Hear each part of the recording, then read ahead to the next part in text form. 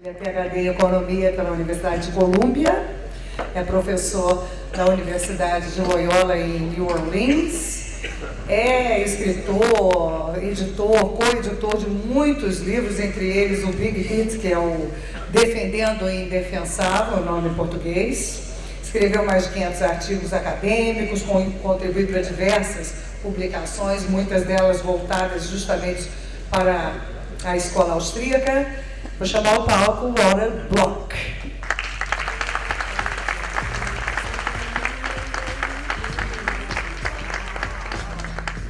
Can I be heard now? Thanks for the kind introduction. I assume it was a kind introduction. I didn't understand a word of it, but I'm giving a lecture tomorrow on Austrian economics. Today it'll be on libertarian theory, but on Monday I'm also giving a lecture at USP, University of Sao Paulo, at 1 o'clock. Originally it was supposed to be a debate between me and either a Marxist or a Keynesian professor, but they were too busy. They had more important things to do than to debate an Austrian libertarian. What is libertarianism? Libertarianism is a theory of when is violence justified. And it has one answer, very simple answer, only in response to or to prevent other people from using violence. And that's all libertarianism is, and the rest is implications of libertarianism.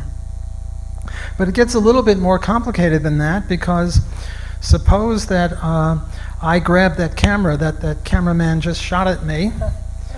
Did I commit violence against him? And we get into a fight, I'm trying to grab the camera, he's trying to hold on to it. In order to determine whether I'm initiating violence and he's defensive, or he's initiating violence by resisting my grabbing the camera, we have to have a theory of property rights, namely who owns the camera. If he stole it from me yesterday and I bought it and I had it for years, well then he, in resisting me, is creating violence, violating the libertarian axiom. On the other hand, if, as is true, it's his and I try to grab it, then I'm the bad guy. But so libertarianism is like two sides of the same coin. On the one side is the non-aggression principle, but on the other side, equally important, is property rights. Because without property rights, we don't know who's initiating violence. It might be defensive. So how do you determine property rights? Well, the Lockean, Rothbardian view is for virgin territory. Whoever homesteads it first, whoever mixes his labor with the land, gets to own the land, or the cow, or whatever it is. Another way of determining it is through trade. There are licit, legitimate ways of title transfer to property. One of them would be trade. So for example, if I mix my labor with land and I grow corn, and you domesticate a cow and you get milk, you own the milk and I own the corn. But now we trade. And now I get to own the corn even though I didn't produce it, and you get to own, no, I mixed that up. You get to own the corn even though you didn't produce it, and I get to own the milk even though I didn't produce it, but we can each trace it back to homesteading and voluntary trade. Another legitimate title transfer is gifts. I give you some corn, you give me some milk. Or we have a bet. We have a bet as to who's going to win the non-existent debate between me and the Marxist as to the one that isn't occurring on Monday. And whoever loses gets the title to whatever the property is. One of my perversities or my interest is to intermingle, so I'm going to have some comments to make about previous speakers. I don't think the other previous speakers did comment on each other. I'm going to have some comments on what Jeff Tucker said. Before I get to that, let me ask, to talk about some of the subject of the previous speaker, Professor Moreira, what is the libertarian view on individualism versus collectivism? Are we individualists? I say no. As long as it's voluntary collectivism, there's nothing wrong with it. There's nothing wrong with a kibbutz or a voluntary collective or a hippie commune or anything like that. If you really take this idea that libertarians are individualists, not collectivists, then we have to favor individual sports like tennis, and we have to oppose collective sports like soccer, which is crazy. I mean, libertarians don't have to oppose soccer because it's a collective game. Are we left or right? Are libertarians left or right? I say neither. We're as far apart from the left as we are from the right. On economics, the right is maybe a little bit better on economic liberty than the left. On personal liberties, the left is maybe a little bit better than the right on personal liberties, the right to do pornography or prostitution or drugs, which doesn't mean that libertarians favor these things. It just means that we want to legalize them, which is an important distinction to keep in mind. And on foreign policy, they're both very bad, at least in the United States. Each one is more of a warmonger than the other. Each one wants to take over other countries. Somebody once said that to be a right-winger, you have to favor the right to life and then to kill as many foreigners as possible, which is just a little crazy. What about the intellectual property? Do libertarians favor that? Yes. Libertarians rather oppose intellectual property because of the points that Jeff Tucker made very eloquently about scarcity. You can only own scarce goods, and if it's not scarce, you can't own it. The reason for that is if it's a scarce good, then we could have a conflict over who owns it, like that camera that I was talking about before. But if it's a non-scarce good where everyone can have it, well, then it's silly to have a conflict over it. We can all have it.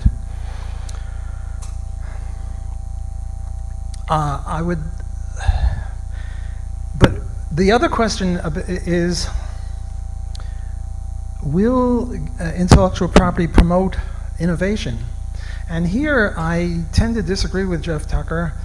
I think that it's an empirical issue. We don't know. It's not sure. Maybe in some cases it will, and maybe in other cases it won't. And he was very eloquent on the negative side, and I think that that's very important. But it's possible, it's conceivable, it's an empirical issue as to whether we'll have more innovation or not. I heard there was an author who wrote a book, The Politically Incorrect Guide to History of Brazil, and he wrote this book, and other people are using the book and reprinting it without his permission. Well, possibly he'll make more money that way because the demand for his services as a public speaker will increase because many more people are publishing it, or not. I don't know. It's an empirical issue, and I don't think we can be as definitive as Jeff Tucker was. There is such a thing called the performative contradiction.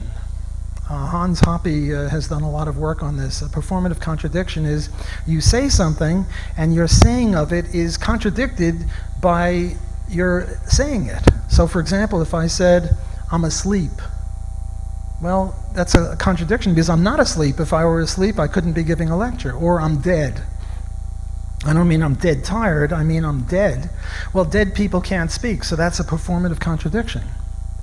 Well, now take the statement, I favor intellectual property rights. How many words is that? I favor intellectual property rights. That's 5 words.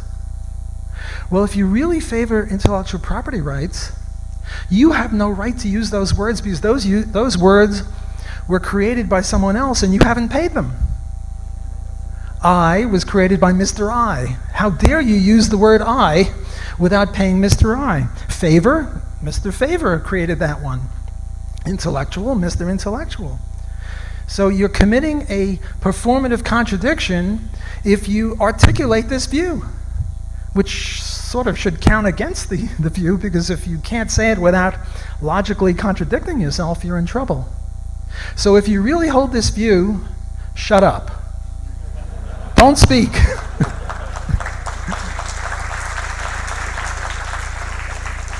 Because if you speak, you're violating your supposed principles.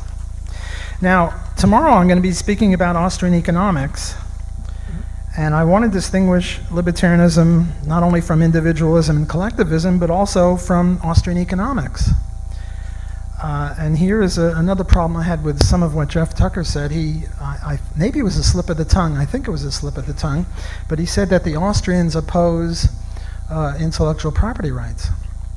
Libertarians, yes, but not Austrians. Austrian is a branch of economics. All branches of economics, all schools of economics are it's a positive view. It's not a normative view.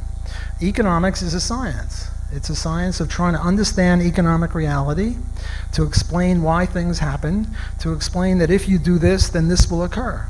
But you can't favor or oppose anything qua Austrian, because Austrianism is value-free, or Wertfreiheit in German. My German pronunciation isn't all that good, but that's what Mises and Rothbard meant. So, for example, we can say as Austrian economists that rent control will ruin housing or lower the quality of housing compared to what it otherwise would have been. We can say the minimum wage will create vast unemployment for unskilled workers. And we can say that intellectual property has got certain negative connotations. But we can't say whether we favor it or oppose it, because qua economist, we're precluded from that. We can only say what the effects are. For example, I might favor the minimum wage law as an Austrian. As an Austrian, I know it creates unemployment of unskilled workers. But I might favor unemployment of unskilled workers. Maybe I hate unskilled workers and I want them to be unemployed. I mean, it's a position, right? So I'm trying to distinguish between Austrian economics, which is a positive science, and libertarianism, which is an ethical theory, a very narrow part of ethics. Not whether it's good or bad to smoke or to drink this or that, but what is the proper use of violence. Okay, what I'm now going to do, that I've introduced libertarianism and distinguished it from other intellectual things, is I'm going to apply it to unionism and discrimination. That's what the title of my talk is. But I've added a few things too. I'm going to add in capitalism and abortion, because those are challenges. Well, abortion is a more of an intellectual challenge for libertarianism. But I want to talk a little bit about capitalism, and I want to distinguish between crony capitalism, or fascism, and laissez-faire capitalism, which I, as a libertarian, favor. Laissez-faire capitalism is either government does very, very little or nothing at all, and all of the armies, courts, and police functions are taken over by private enterprise, or if you have the minimal state government view, that's the limit of government. Government does nothing else but that. Now you have to distinguish that, which I think is a wonderful system. It's creative, it's productive, it'll end poverty, it'll promote wealth and human happiness and human welfare, from this other thing called crony capitalism, which people don't distinguish. A lot of people in South America and Latin America and all over the world think that if you favor capitalism, you favor imperialism. You favor the US government or Great Britain in the last century taking over other countries. Not so. You don't favor bailouts. What you support is if a company succeeds by making a lower price and a better offer and more quality and more reliability, then it succeeds, and if not, it fails, and people have to go and do other things. And that's why we have pretty good ties and pretty good wristwatches and pretty good jackets, because they're done privately. If a tie or a wristwatch or a jacket was done badly in laissez-faire, and to an extent we do have that, well, then they go broke, or they lose money and maybe go broke, and then other people take over, and that's why these things are pretty good. Whereas in other areas, the government does it, like the post office, for example. And I don't know what it's like here, but in the northern hemisphere, the post office is very bad, but they can't go broke. I'm from New Orleans. We had this Katrina storm in 2005, and it killed, well, I was going to say it killed, but it didn't kill anyone. Rather, the FEMA and the Army Corps of Engineers killed 1,900 people there, and they didn't go broke. Now, it's a tragedy when people die, but for the economist in me, it's really a vicious thing that you don't have this turnover. You don't have rewards for success and penalties for failure. If you did, you would have more economic efficiency. Some people, like the Occupy people, and perhaps many Marxists, don't make that distinction. They don't see the difference between McDonald's or Walmart earning, or Microsoft earning lots of money by helping people, by making them products, and other places by make money through the government. For example, Detroit, those automobile manufacturing companies, the unions, which I'll get to in a minute, were so powerful that the salaries for people working on the assembly line was $75 an hour, which I think is 150 reals an hour, something like that, 2 to 1, which is a very, very high salary, and they were able to get that by coercion, which I'll mention later, and then they had to be bailed out by Washington, D.C., by Obama. And now Obama is bragging, well, we saved the Detroit industry. Yes, surely they saved it, but Henry Hazlitt, in his magnificent book, Economics in One Lesson, which was one of the books that converted me to libertarianism, said, you have to look at the unseen. I got this from Bastiat, a French economist.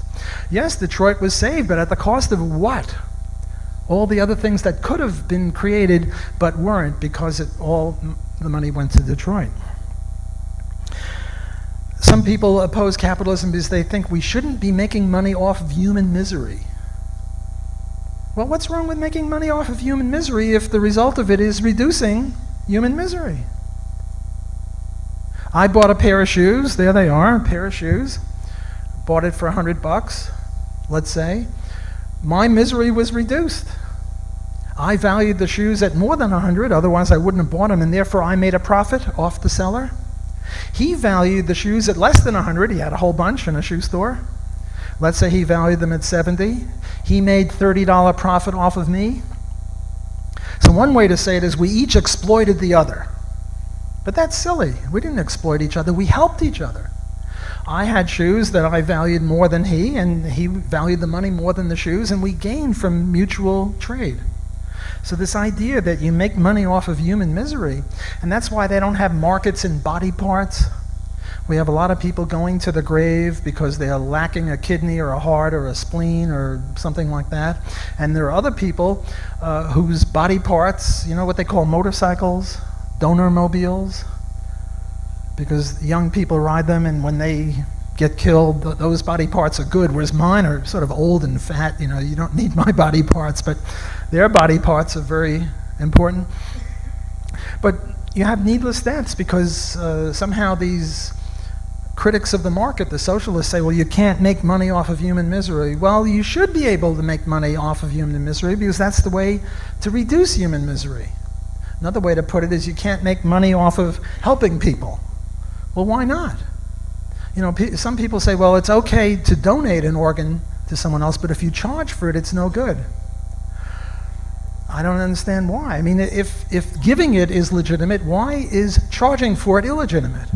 If having sex is legitimate between consenting adults, why would it not be legitimate to pay for it, as in prostitution? As a libertarian, it's hard for me to understand that. Okay, I now want to apply libertarianism to unionism. That's the first thing on my dance card here. And my analysis of unions is that it's complicated. It's not clear that we libertarians have to oppose unions. It depends upon what they do. And unions do two things, not just one. It's a complex thing. They do two things, one of which is entirely legitimate, and the other is illegitimate. So suppose somebody comes into his boss, and there must be 300 or 400 people in this audience, so make believe I'm the boss and you're all my workers, and I'm paying you all $10 an hour, and one of you comes in and says, if you don't give me $11 an hour, I'm quitting. My attitude is more likely, okay, well, goodbye. Don't let the door hit you on the way out. But do you have a right to do that? Of course you have a right to do that. You have a right to quit. If you don't have a right to quit, you're a slave. I mean, the only problem with slavery was you couldn't quit. I mean, otherwise slavery wasn't so bad. You know, you could pick cotton, and they give you gruel, and they give you a little house, and you could sing songs. It's not so bad. The only problem is you couldn't quit. If you could quit, slavery wouldn't be so bad. Masochists might like to become slaves. Who knows? By the way, I also favor voluntary slavery. Somebody attacked voluntary slavery, so I have to mention voluntary slavery. My child, my son, let's say, has this horrible disease, and it'll cost $5 million to fix him up, and I don't have the money. You are a very rich capitalist pig, oink oink, and you've long wanted someone like me to be your slave. So you give me $5 million, and I give it to my son's doctors, and you benefit because you value my services more than the $5 million, and I benefit because I value his life more than my freedom. Voluntary slavery is okay. It's coercive slavery that's no good. Okay, getting back to unions. So one of you comes in, asks for a wage raise, and I say, forget it, you're fired.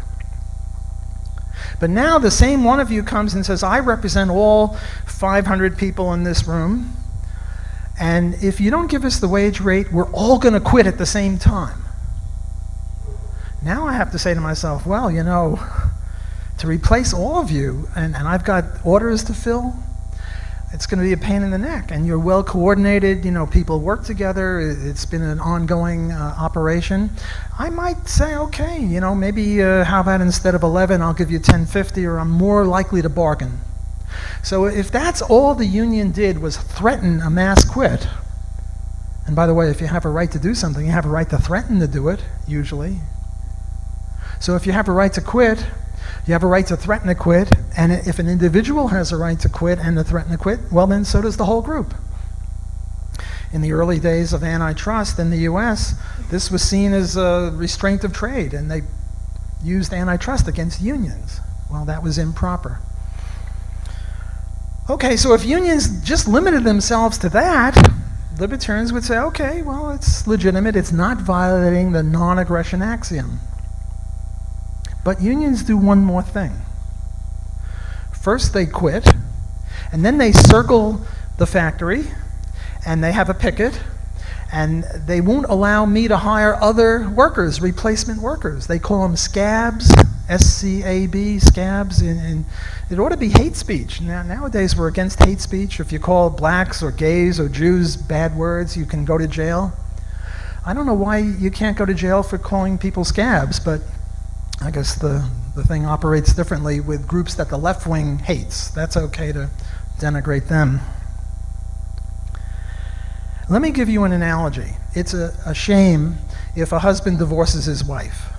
You know, you try to get married forever, but sometimes it happens. And if it happens, it happens, and divorce is compatible with libertarianism again, because otherwise, if you can't leave, you're a slave. But suppose the husband gets all his friends and surrounds his ex-wife's house, and any other man who wants to date his ex-wife, he beats him up. Well, this is not kosher. This is illegitimate because you're using violence against innocent people, and that's what unions do. They surround the place, and they won't allow raw materials to come in or finished products to go out or to hire scabs or replacement workers. Well, that's totally unacceptable to libertarianism. So are there any legitimate unions? I was doing some research on this. I was in Canada at the time, and I came across this group, CLAC, Christian Labor Association of Canada. And I said, well, would you beat up scabs? Oh, no, we're Christians, turn the other cheek, you know, this, that, and the other, fine. I thought I had a live one.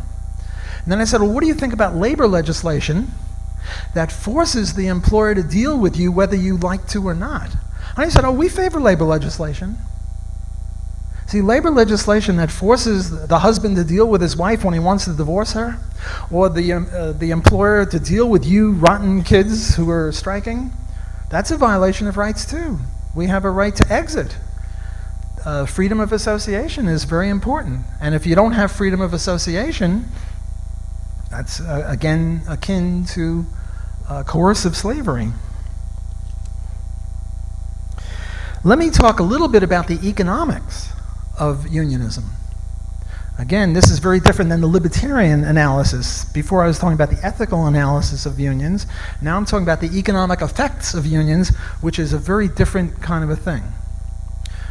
Well, we economists, and not just Austrians, but even the mainstream, maybe not the Marxists, but the mainstream neoclassical economists agree that what determines wages is not employer generosity, but productivity of workers.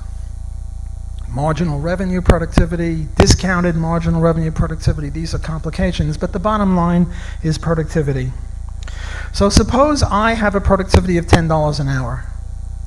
That means if you hire me, instead of making $1,000 an hour from your factory, you'll make $1,010 an hour, and you attribute the extra $10 to me working for you. So my productivity is $10 an hour. And you're a bunch of capitalist pigs. What is your opening bid? What would you like to pay me? 0 is a good, minus infinity. You want me to pay you an infinite amount of money for the privilege of working for you? But suppose it starts out with a penny. You offer a penny, 1 cent, 1/100th of a dollar. You offer me a penny.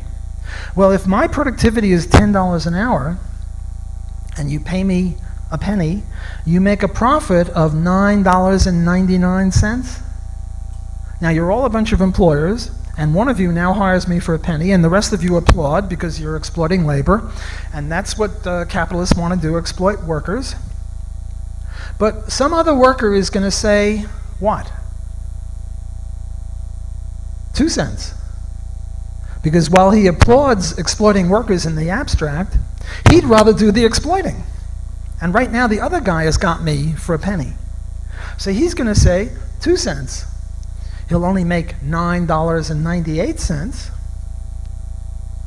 but better him make $9.98 than the other guy making $9.99. Well, then somebody else would say 3 cents, 4 cents, 5 cents, a quarter, $1.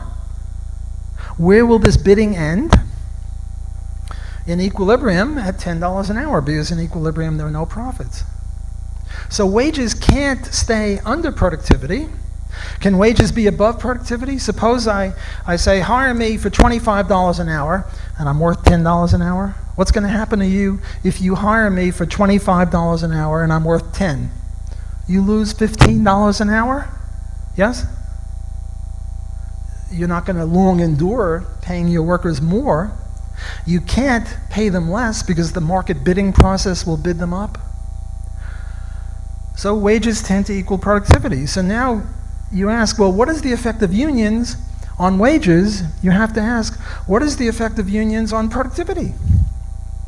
Do unions increase productivity or not? And obviously they don't. They fight, they go on strike, they beat up scabs.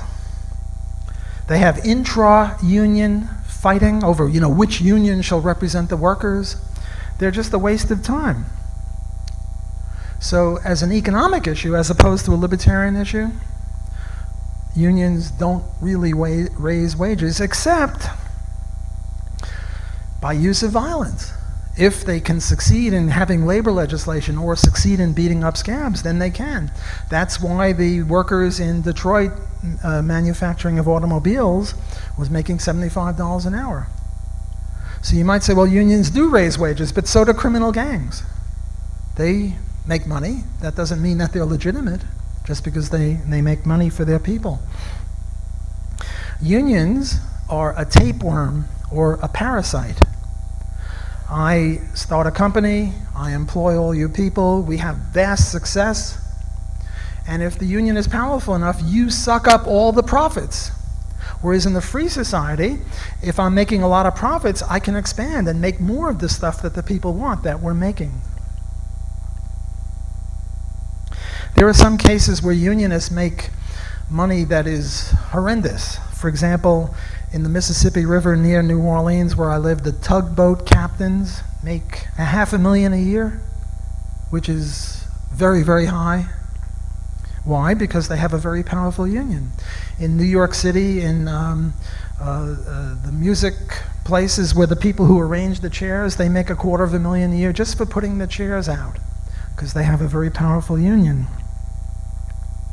I used to teach at the College of the Holy Cross in Worcester, Mass., and that was part of the Rust Belt. The Rust Belt in the U.S. means heavy union places what they did in Worcester, Mass. is they took steel and made ball bearings and hammers and pliers and things like that. And the unions just raised the wages so high that the companies went down south to South Carolina, North Carolina, Alabama, places like that, to escape the unions.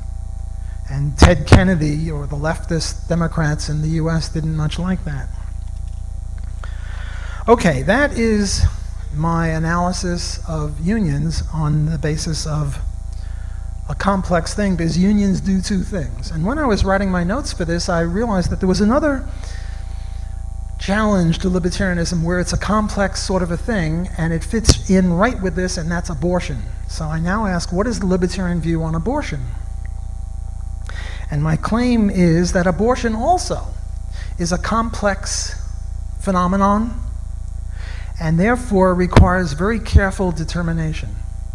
Now, I'm going to start with the notion that a fertilized egg is a human being. I do so for two reasons. One, I think it's true.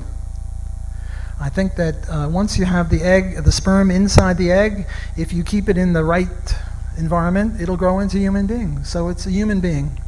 And secondly, I do it because I don't want to have a straw man argument, and that'll become more clear as I progress. So there are two theories. One is the pro-life theory. Pro-life theory is a human being, you can't have an abortion. Then the pro-choice theory is it's not a human being, and the mother has a right to abort. And the reason I say it's a complicated thing is because abortion consists not of one thing, but of two things. One, killing. Two, evicting. Evicting. Getting rid of the fetus, but not killing it, because the two are not the same. There are cases where a woman is in the 8th month of her pregnancy, and the fetus is perfectly viable outside of the womb. Ron Paul talks about this, and the fetus comes out and it's crying, and it's a baby, and they either kill it or they let it die, and they don't allow other people to come in and take the baby, even though they would be happy to do so. The eviction theory is a true compromise between the pro-life and the pro-choice, and I think it's the only correct libertarian theory of this issue. What I mean by a legitimate compromise is compared with an illegitimate compromise. An illegitimate compromise is you say 2 + 2 is 4, I say 2 + 2 is 6, and we compromise, we say 2 + 2 is 5. That's an illegitimate compromise. You're just dividing the difference in half and splitting the difference. There's no philosophy there. Whereas here there is a philosophy, and the philosophy is you have a right to evict, but not to kill. Suppose I have a lawn, a big house, and you cross the lawn. Do I have a right to shoot you? No. The libertarian theory is that you have to remove the trespasser in the gentlest manner possible. So I tell you, sir, do you realize you're trespassing on my land? Please get off. And if you say, oh, sorry, I didn't realize it, I have no right to shoot him. If he gives me back talk and starts pushing me around, then he's guilty of more than trespass, and I have a right to use much more violent techniques. But the fetus is a trespasser. The unwanted fetus is a trespasser. The unwanted fetus is a trespasser.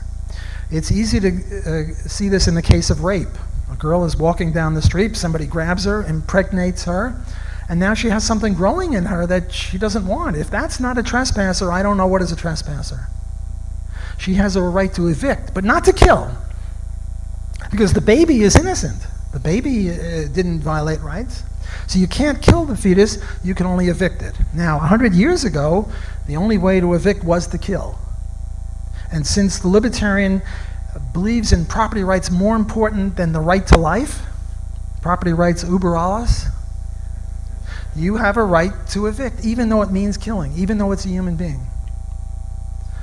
But if we adopt this policy right now, we will save roughly 1/3 of human beings, or 1/3 of fetuses, namely all the ones in the last trimester, the 7th, 8th, or 9th month. Because no longer will you, a woman, be able to kill and evict, you'll only be able to evict. Now the feminists and the people who are pro-choice say, well, not only do I have a right to evict, I have a right to kill, because I don't want that man's child to live. Well, they don't have any right to say that they don't want that man's child to live, because that man's child is innocent. All they have a right is to the property rights of their body, and they have a right to evict an unwanted visitor or a trespasser. Now, some people say, well, when you had the intercourse, you had an invitation. You invited the fetus in. No. In the case of rape, you didn't invite anyone in. Or there are some people that are unaware of the results of intercourse. Don't ask. Theoretically, there must be some people that don't know, and they engage in intercourse, and they don't know that a baby comes as a result, so they didn't invite anyone in.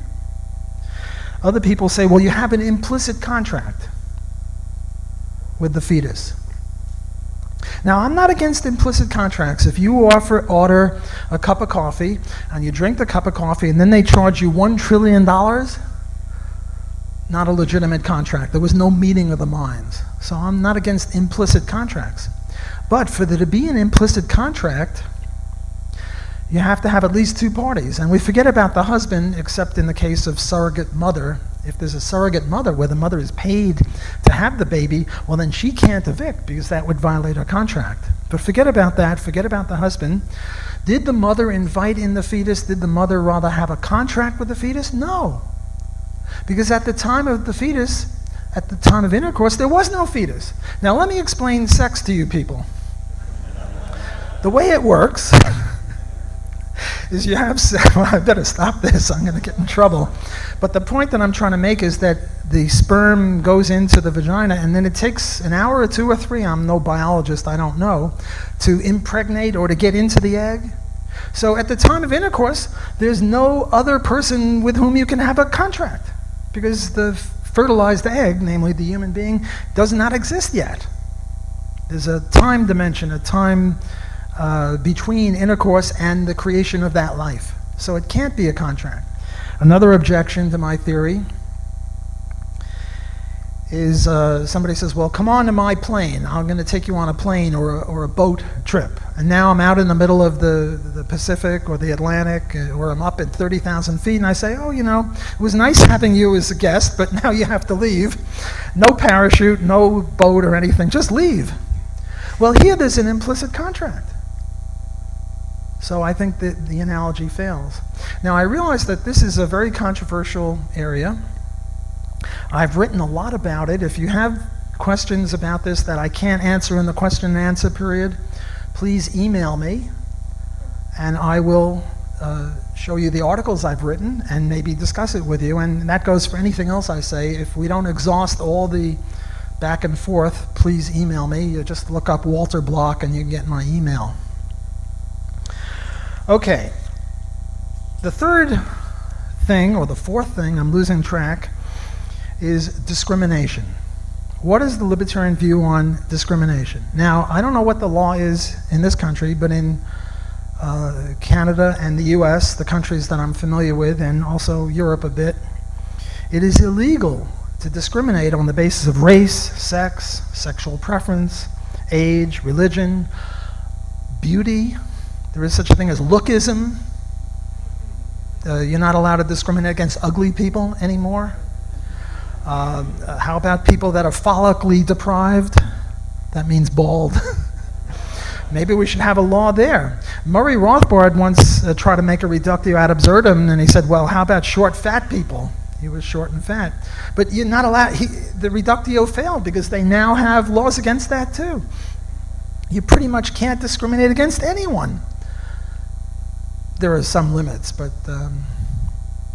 it's okay to discriminate against libertarians and Austrian economists. Thank God we have some liberty here. This is a violation of free association. If you have to hire somebody that you don't want to, for whatever reason, their race, you don't like their race, their color, their creed, their religion, and you are forced to hire them, then you're violating the law of free association. People are not free to interact, to associate with the people that they want to. And also, it's illogical. Take heterosexuals, disgusting, evil heterosexuals. Male heterosexuals refuse to go to bed with half the human race. Isn't that despicable? Female heterosexuals are equally guilty. They too refuse to go to bed with half the human race. Notice I started with heterosexuals because I want to be safe here, because now I'm going to attack homosexuals. Homosexuals are monstrous. They're evil. Male homosexuals refuse to go to bed with half the human race, namely women. Female heterosexuals, lesbians, refuse to go to bed with half the human race, namely men. Aren't they all despicable? The only legitimate relationship is bisexuality. We should have compulsory bisexuality if we're serious about this nonsense. Because only bisexuals have the decency to not preclude, to not be prejudiced against half the human race. But even despicable, disgusting, dirty bisexuals also discriminate. They discriminate on lookism, namely they favor beautiful people than ugly. They discriminate on sense of humor, on race, religion, who knows what they discriminate. And the only thing they don't discriminate on the basis of is male or female, gender. So this is a crazy law. I'm trying to make a reductio ad absurdum. I'm trying to take them seriously. I'm trying to say, look, okay, you don't want to have discrimination? Compulsory bisexuality. I mean, that's the logical implication. And they say, well, you know, we're only talking about commerce, not personal life. But for the libertarian, there's no difference between personal life and commercial life. Look, it's illegal to murder anyone, whether in your home or in your business. It's illegal to rape anyone, whether at home or in business. So it should be equally illegal to discriminate. If it's illegal to discriminate in business, it should be illegal to discriminate at home. Because for the libertarian, there's no such big difference between commerce and personal. It's rights. Then you have other weirdnesses. Sometimes it's okay to discriminate on buyers but not sellers. Okay, I hate all Chinese people, I hate all black people, and I hate all Jews. I'm a self-hating Jew, I'm Jewish, I hate them all. Do I have to go to a Chinese restaurant? No. Do I have to go to a black restaurant? No. Do I have to go to a Jewish restaurant? No. I can go to any restaurant I want, and I won't be violating the law. But if I'm a restaurant owner and I say no blacks, Jews, or Chinese allowed, oh no, that's no good. But why? The law is the law is the law. If it's illegal, if it should be illegal for sellers to discriminate, it should be illegal for buyers to discriminate. And sometimes it is illegal for buyers to discriminate. For example, if Walmart or a big buyer of things says, well, we're not buying from blacks, or we're not buying from Jews, or we're not buying from Martians, they can be sued. So the point is that the law works in mysterious ways, illogical ways. If these people were serious about their crappy law, they would apply it, holus bolus, they would apply it to everything, but they're not. They pick and choose, which shows that it's dead from the neck up. It's an illogical law.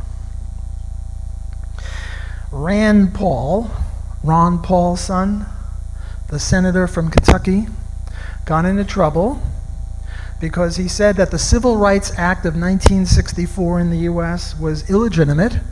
Part of it was legitimate because blacks weren't allowed to vote and blacks weren't allowed to use water fountains and other things under Jim Crow laws in the US South. And that part he agreed with. But the other part was that they have a right to go to lunch counters where the lunch counter owner doesn't want them. And he said that was a violation of property rights. Unfortunately, he reneged on this. He was pushed around. But Ron Paul, my man, I love Ron Paul.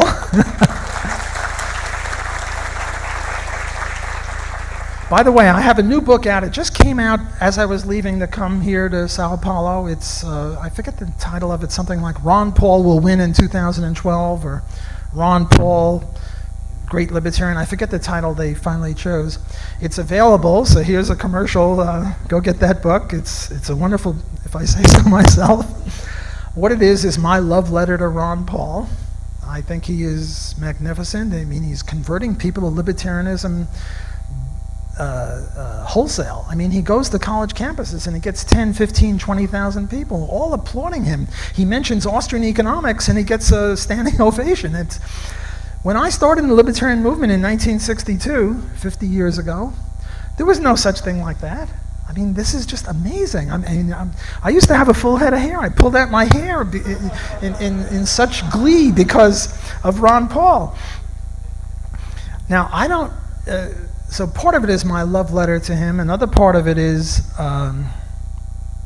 support for him. Like, I'm trying to promote his candidacy during the days when the mainstream was ignoring him. They're still ignoring him. And I would write articles like, well, if Ron Paul wins, who will he pick for vice president? Who will he pick for Supreme Court? What are his views here? And justifying his views there. And another part of it, am I running out of time? No? Water for you. Water? No, I'm okay. Are you okay? Okay. Thank you. You're welcome. Another part of it is, you see, I don't mind when the lefties criticize Ron. What do you expect? They're lefties. They can't help themselves. I don't mind when the conservatives ignore him. You know, there's this Gandhi thing. First they ignore you, then they laugh at you, then they denigrate you, and then you win. Ron might win. I mean, if he can beat Obama, he's going to not slaughter, but he's going to really have a landslide against Obama because Obama's losing his own people on the anti-war and the drugs and stuff like that. See, Ron doesn't do too well among Republicans, but he gets a lot of Democrat and independent support. So what I was saying is the third part of my book, in addition to my love letter and my support for him with vice presidents and Supreme Court people, is attacking libertarians who have libertarian credentials, who attack Ron Paul. Wendy McElroy was mentioned before. She's one of them. Randy Barnett. They write articles in the mainstream media attacking Ron Paul, and that really gets me going. It's sort of like the bull with the red flag. So maybe a quarter of the book is attacking libertarians who attack Ron Paul, namely defending him. I think it's almost a litmus test. I mean, you know, these anarchists say, well, we shouldn't vote. Well, they should read Lysander Spooner about no treason where it's legitimate to vote. Look, if you're a slave and they let you vote between the mean overseer and the good overseer, the mean overseer beats you every minute and the good overseer only beats you once a week, and you vote, does that mean you support slavery? No. So the third part, why did I get off on Ron Paul? Oh yeah, I remember. This wasn't on purpose. What I was talking about is Rand Paul. And Rand Paul said that it was illegitimate to have the Civil Rights Act because it violates the property rights. Remember those from the beginning of my lecture, property rights being very important? It violates the property rights of lunchroom counters or restaurants that don't want people in their restaurant.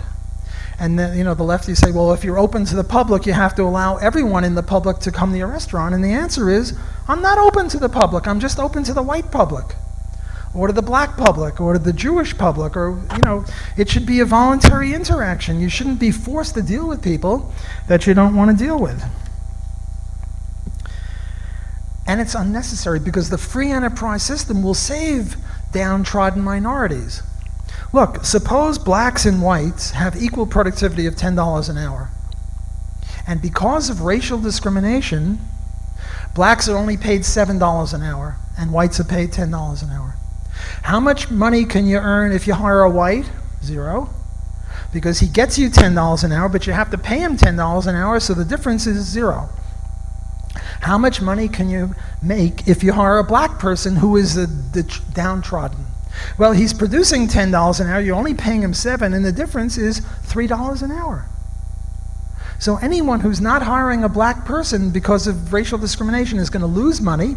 The other people are going to be able to drive them out of business. The market, the free enterprise system, the magic of the market will solve this problem. Suppose I won't allow blacks into my restaurant. Well, some other restaurant owner will allow blacks into there, and he'll be able to charge them more, and he'll make more profits and knock me out of business. There was that other case where black people were not allowed to ride in the back of the bus, or rather were confined to the back of the bus. They were told they could only ride in the back of the bus. My question is, well, why didn't some other bus company open up and say, look, blacks, you can ride wherever you want? The answer was that in order to open up a bus line, you had to get a permit from the very people who were in charge of Jim Crow legislation in the first place. But if there was a market, all of this stuff is impotent to hurt the downtrodden minority. So there's no need for this. I mean, we're libertarians. We root for the underdog. We don't much like that Jews or blacks or Chinese or whoever are downtrodden. But we don't realize that the market has within it the power to overturn these things. Okay, I've done what I was supposed to do, I think. I mentioned what libertarianism is. I applied it to 4 or 5 things. I'm now ready for questions, discussion, dialogue.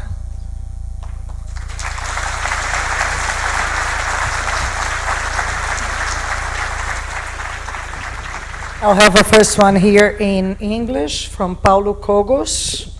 He says, I fear racism and its consequences is in a libertarian world, but I'm not sure of it.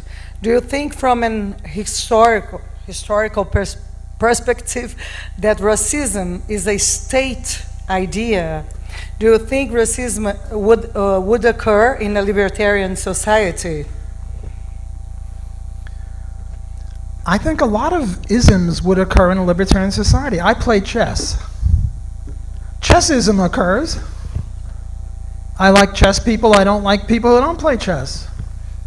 I open up a business. I say, unless you play chess, you can't come to my restaurant. Do I have a right to do that? Sure. We don't all have to get together and mingle, us chess players and you non-chess players, you despicable non-chess players. Racism, I think, is part of the human condition. We like people like us.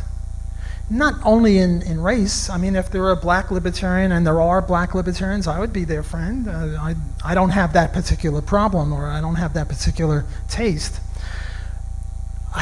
Yes, racism is helped by government. But racism and sexism and other discriminatory behaviors, I think, are part of the human condition, and there's nothing wrong with them. If people want to associate with people that are similar to them, why should they not be allowed to do so? It might not be nice, but it's not a violation of libertarian law. Libertarian law says, just keep your goddamn mitts to yourself. Don't invade. Don't grab other people or their property. That's it. You can do anything else you want. Up to and including only marrying someone who plays chess, or never marrying someone who plays chess, or who is Jewish, black, white, has hair, beard, whatever. That's what freedom is. And while Rand Paul reneged on this attack on the Civil Rights Act of 1964, Ron Paul did not.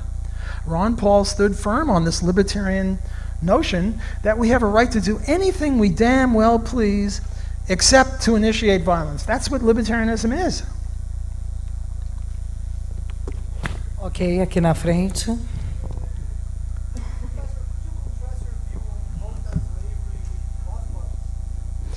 Can I contrast my view on voluntary slavery with Rothbard's view on voluntary slavery? Now, I consider myself a Rothbardian.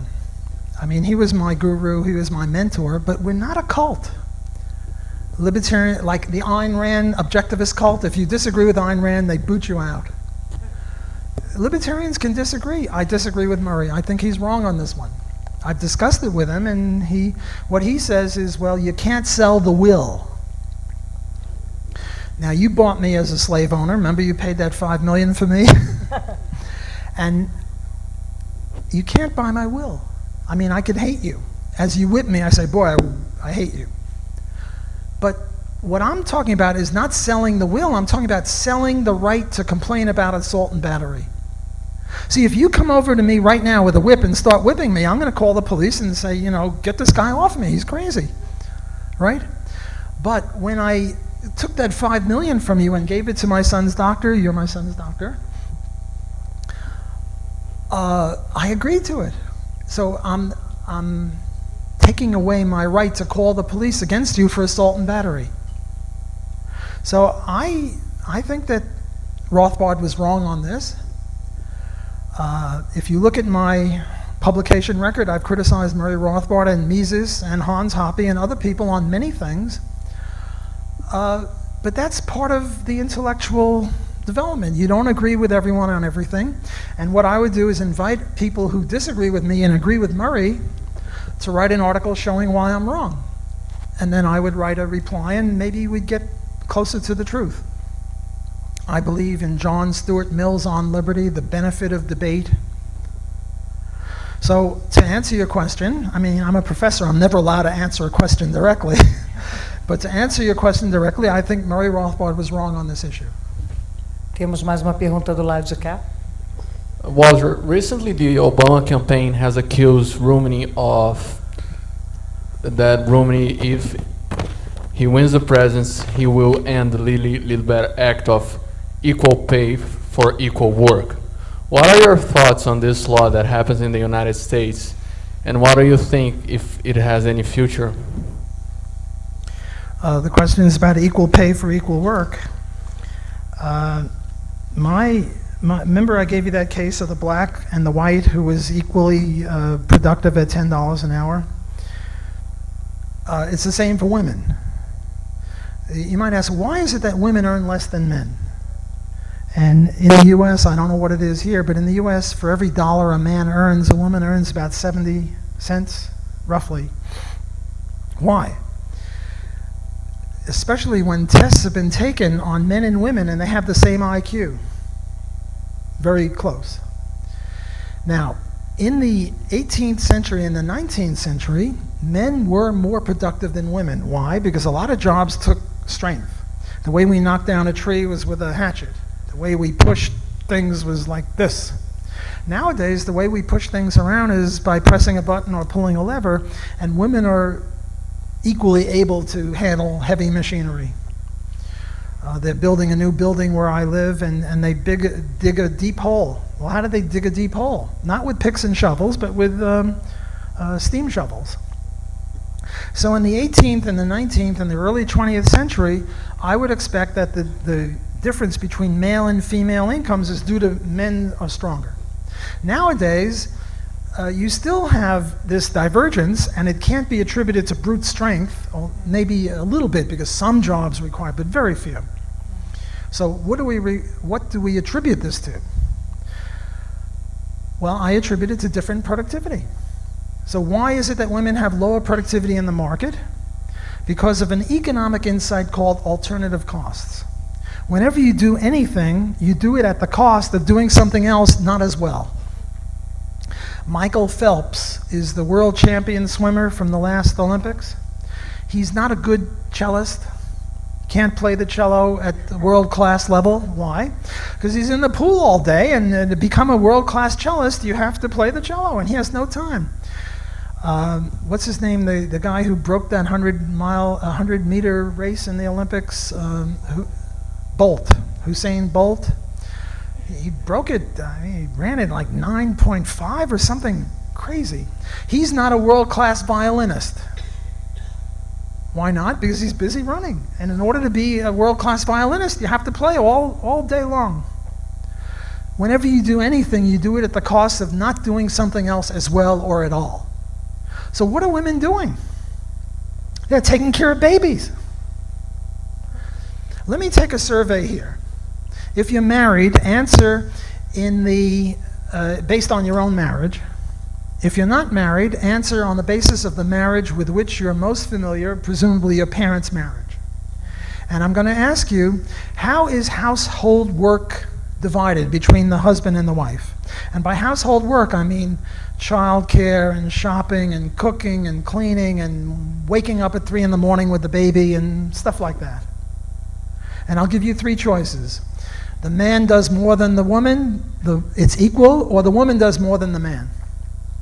How many say in this marriage that you're now thinking of, the man does more housework than the woman? Raise your hands. One liar over there. I'm just kidding. How many say it's equal? Roughly, it doesn't have to be 50-50, it could be 45-55, roughly equal. Another dozen liars. How many say the woman does more than the man? Obviously, look at that. I mean, 98% of the marriages are like that. So it should be no mystery why women earn less than men in the market, because they're doing non-market things. And whenever you do anything, you do it at the expense of not doing this as well as you could have had you not done that. Now, as an Austrian economist, and I'll talk more about this later, tomorrow.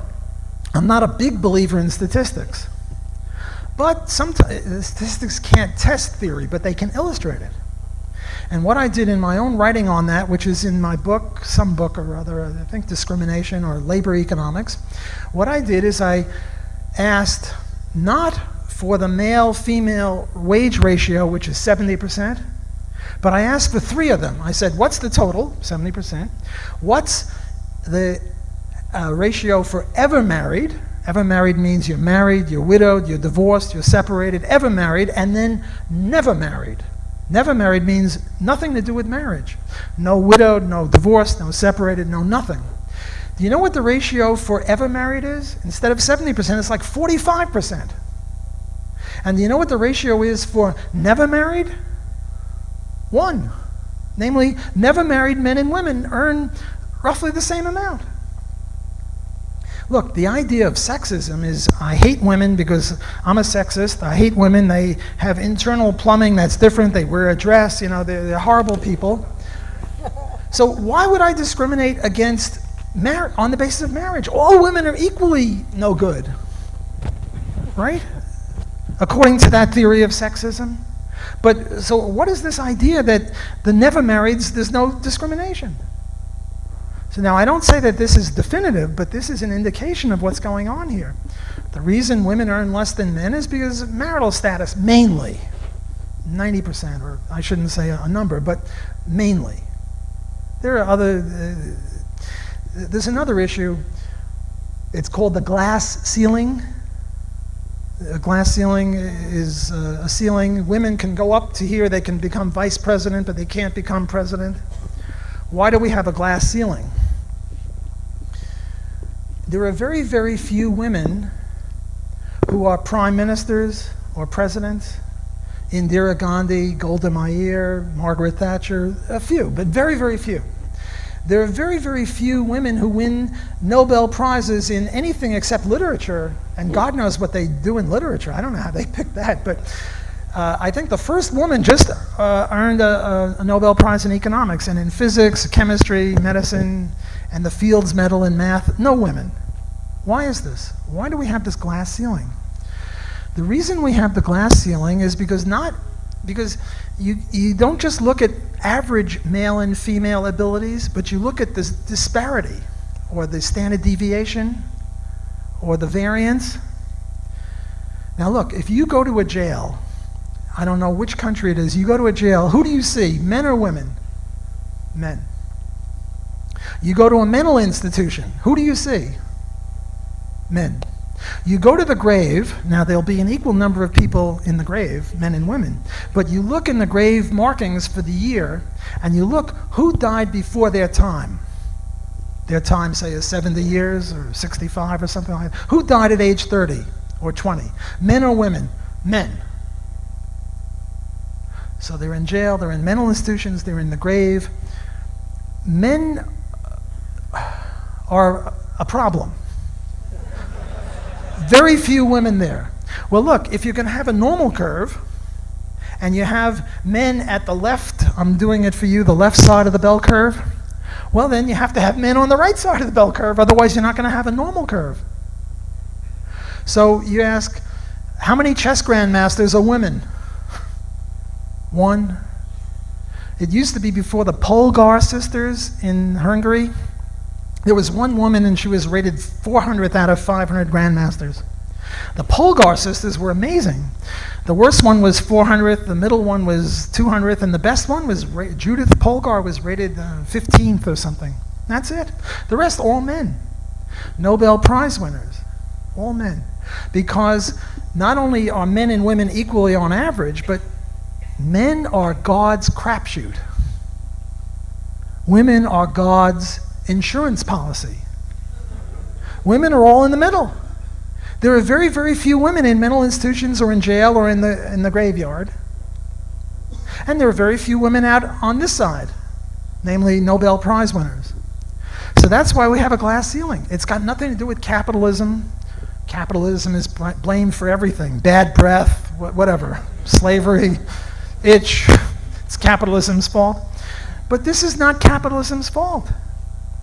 The reason we have the glass ceiling is because men and women are different. I hate to tell it to you people, but there's a difference. Thank God for the difference. Temos mais uma pergunta ali no finalzinho. Entender. Most people tend to criticize the act of gouging prices. How would an Austrian economist address on this issue? Price gouging? Yeah. Well, this is really an Austrian question, but since you ask, one of the things I will be doing tomorrow is talking about that, namely the market failure of monopoly.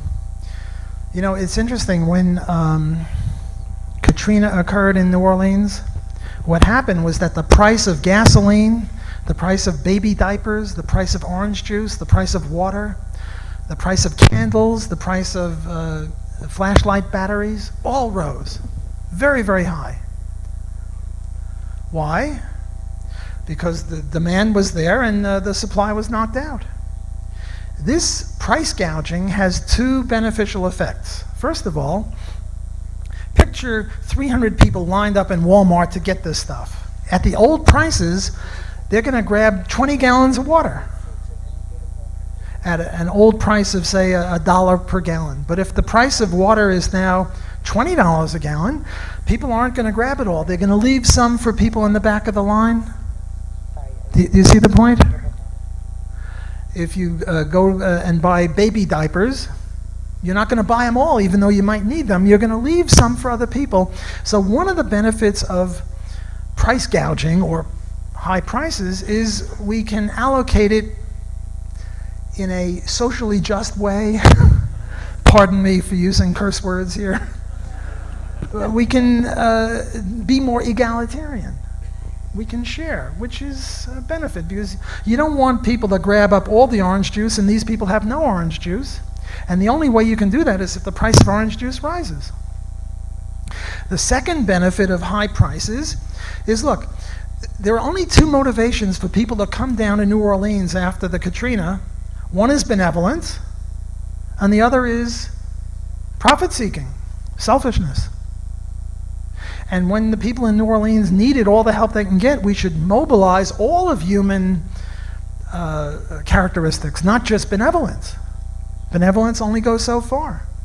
So if the price of water is $20 a gallon, people from Kentucky or Michigan or Mexico will come to New Orleans with water, which will push down the price of water until there's some sort of equilibration. So I don't believe in that price gouging is bad. And I think that the word gouging is problematic. Just price rises. And price rises have two beneficial effects. One, sharing what we now have more equally, and two, bringing in more supplies. Governor Blanco, the governor of Louisiana, said these are price gouges, we've got to throw them in jail. Well, then the market can't work. The market is benevolent. The market was working to bring new supplies in and to share them more equally.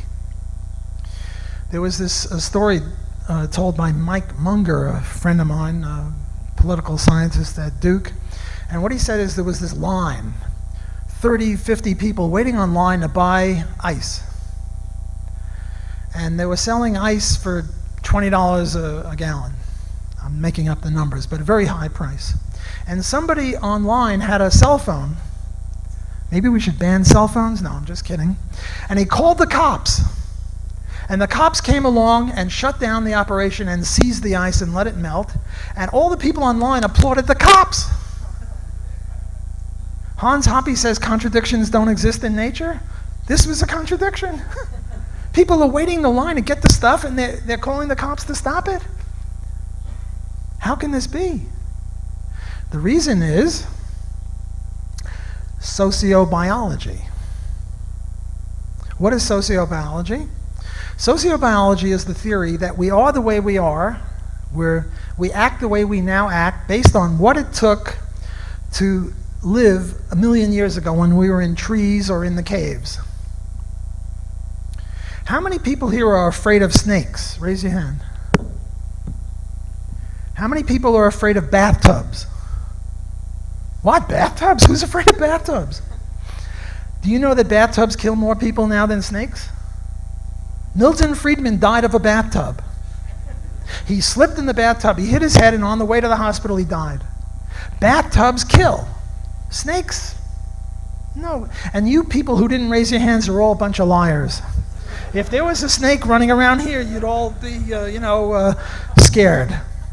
Well, why is this? It's because, why do we now fear snakes that are not that harmful, and bathtubs we don't fear and they're very harmful? Why? Sociobiology. Because 1 million years ago, if you were afraid of a snake, you were more likely to give your genes to the next generation than if you go over to the snake and pat it. Oh, nice snakey. You didn't live.